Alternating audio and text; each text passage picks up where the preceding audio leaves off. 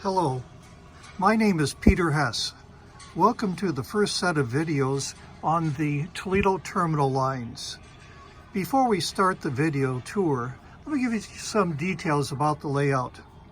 The Toledo Terminal Line is an O-gauge layout located in Corte Madera, California, about 1.5 miles from the San Francisco Bay and 2.5 miles from the Pacific Ocean. The layout is a mature one. It's 30 years old. It's a double dog bone design, walk-in in a 44 by 14 foot room. There is a 660 foot main line with 13 spurs, 1 yard, with many of the trackage in double tracks on 3 levels of operation.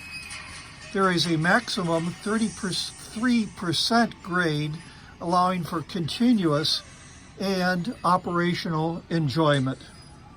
The power is using Lionel command control with 2 ZW transformers, but I'm also using about 3 dozen power transformers in the size of between 12 and 3.5 volts AC and DC. All the track and turnouts is by Ross with a minimum of 72-inch radii. Motive power is typically Lionel Legacy or third rail Sunset. The design theory for the layout is following the principles of Frank Ellison's Delta lines, but adding animation and sound, making it much more enjoyable. The Toledo Terminal Line is super detailed and museum quality construction. I force perspective and include detail in depth. I direct visitors look down viewing aisles where they see at least 3 layers of details. I use my Masters of Engineering education and process design training I received in college, University of Toledo, by the way, and my experience with heavy industry to develop the layout. I also use schematics and design drawings from Making, Shaping, and Treating of Steel and the Library of Congress. My theory is make it as detailed as possible, and you can do that in 1/48-inch scale. Toledo Terminal Lines is Toledo, Ohio, set in 1935. That's post-Prohibition, but still in the Depression era. The layout is in 4 basic areas. They are a pre-World War II blast furnace complex, steel making, rolling, and forging operations, and 2 sets of the Toledo Red Light District with numerous assorted industries connected by scratch-built bridges. Now, let's go look at the blast furnace complex. Iron making is done at the Toledo Furnace Company Blast Furnace Marcella that is set in a 1924 construction time frame. Everything is scratch built. The furnace is 52 inches tall.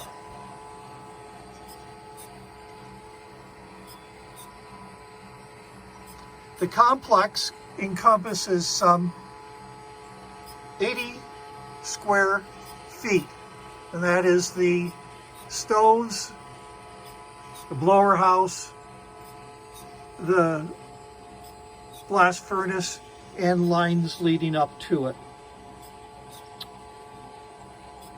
The Ohio design furnace has a hearth diameter of a scale 27 feet with details from the making, shaping, and treating of steel. Details include electrochemical lighting of the slag and iron runners. Note the water cooler pipes and the accuracy of those on the furnace, the mud gun and the slag boat on runners, and they are steam powered. Of course, the time frame is given away by the lack of protective coating of the operators.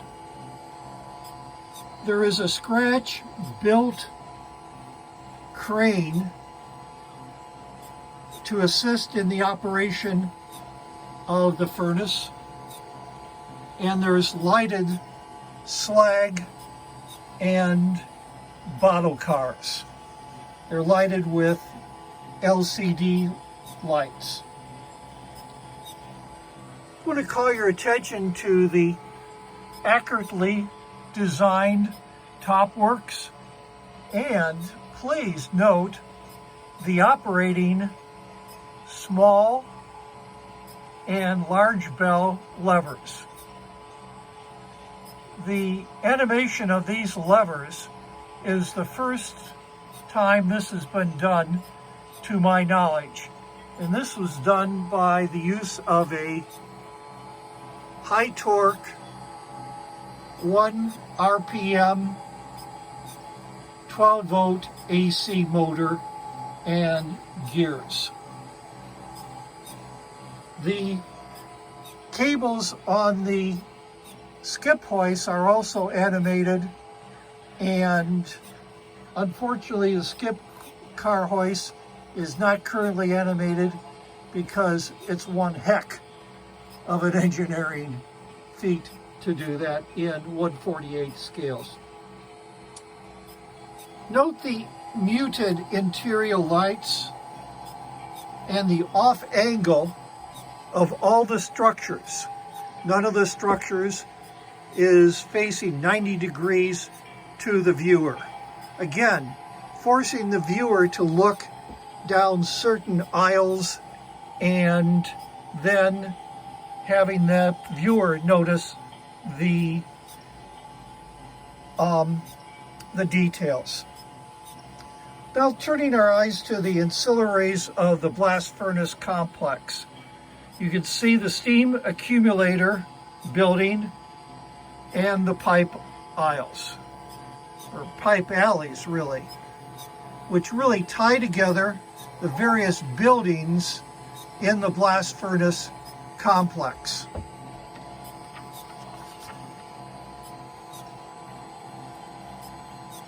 The slag runners are accurate, the water valves are accurate, and of course the furnace itself. Turning down in the back, you will see the Scheibe wet cap scrubber to remove large particulate matter, and the Cottrell two-phase electrostatic precipitator. The scrubber and the precipitator won first prize for structures in the O-Scale National Convention held in Santa Clara County a few years ago. Turning to my pride and joy, the blower house. To my knowledge, a blower house has not been constructed like this ever. I enjoy making it. The blower house has 30 moving pieces, all powered by one 12-volt DC motor connected by various shafts and cams.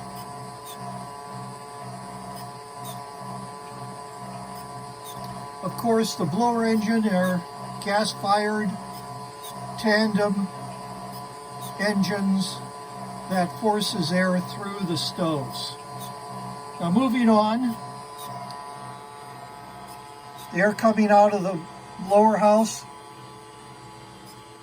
and the quantity being regulated by very accurate valves being constructed. I do like making hand-powered valves. I think it shows a degree of design difficulty that is very important. It even includes the pressure gauges on the valves. Looking at the 4 3-pass stoves that heat the hot blast, one of the stove is set on blast while the others are on heat. I very much enjoyed the circa 1924 pyrometer valve complex that I recently constructed. Again, these are hand-powered valves in the 1924-1935 era that is preceding any automatic valves. Also note the pipe alleys of the complex. Again, everything is scratch built, and it was very enjoyable building it. Now, the next video that I'll make will be on the making of the steel and the rolling and forming operations. Until the next video, bye.